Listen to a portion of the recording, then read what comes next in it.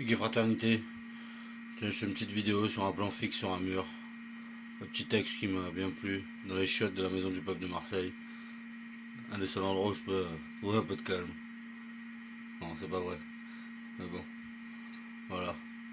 En tout cas, le voyage, pour l'instant ça se passe méga bien. Un peu tendu au début. Mais voilà, ça m'a permis de me rappeler un peu les différentes problématiques qu'il y a à droite à gauche.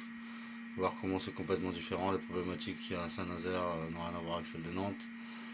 Et celles de Nantes et de Saint-Nazaire n'ont rien à voir avec Clermont-Ferrand, qui se sont un peu enclavés.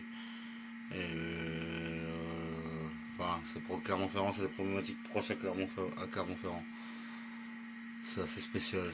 Saillant aussi, chaque lieu est spécial au final, tu vois. Saillant est super saillant. Et les super saillants, ils vivent dans un petit coin paradisiaque. L'hiver ça donne un peu galère. Et leur problématique c'est garder leur poste. Ils ont plein de problématiques qui sont pas forcément les mêmes qu'ailleurs. Et qui sont spécifiques à leur localisation. Marseille c'est encore différent.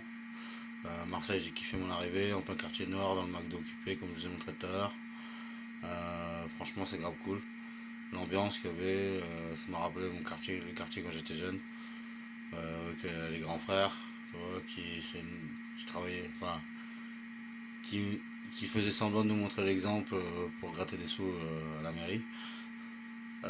Mais il y avait quand même cette énergie là. Là ça m'a fait plaisir, c'était encore plus réel, tu vois, c'est des gens qui s'investissent vraiment pour leur quartier, pour l'entraide, tu vois. Ce soir là j'ai vu une association qui s'appelle les Maisons Blanches, où les gars, des jeunes de quartier qui sont battus pour avoir quoi, parce que dans leur quartier il n'y a rien, les gamins jouent dans la terre. Ils sont battus pour avoir des panneaux de signalisation, des feux rouges, des bancs, rien que ça leur change la vie. Alors tu vois qu'on n'a pas forcément tous la même problématique, ça c'est des problématiques qui me touchent à moi personnellement. En tout cas ça me fait Marseille ça me fait plaisir, voir plein de gens de quartier impliqués, pas forcément gilets jaunes mais impliqués dans la lutte, qui se bougent le cul.